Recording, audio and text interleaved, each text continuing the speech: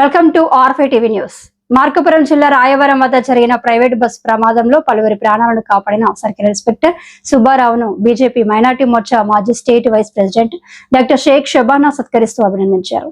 మార్కాపురం జిల్లా కేంద్రంలోని circle inspector కార్యాలయం నందు national women's health vice chairman, BJP minority Morcha నాయకురాలు డాక్టర్ షేక్ షబానా, బీజేపీ రాష్ట్ర మీడియా అధికార ప్రతినిధి ఏలూరి రామచంద్రారెడ్డి తన బృందంతో కలిసి సర్కిల్ ఇన్స్పెక్టర్ సుబ్బారావును శాల్వాతో సత్కరించి బొకే అందిస్తూ అభినందించారు.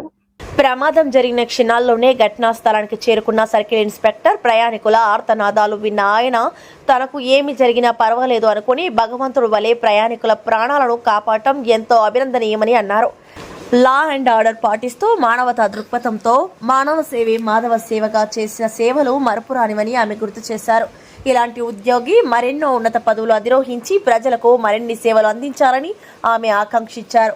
ఈ సత్కార కార్యక్రమంలో బీజేపీ రాష్ట్ర మహిళా నాయకురాలు మధ్యల లక్ష్మీదేవి, సతీష్ నాగరాజు పాల్గొన్నారు.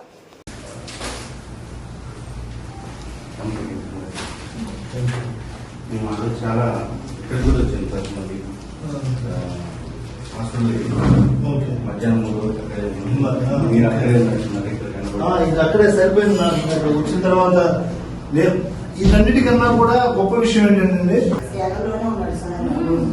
ఫీలింగ్ అయితే ఒక ఛత్రపతి శివాజీ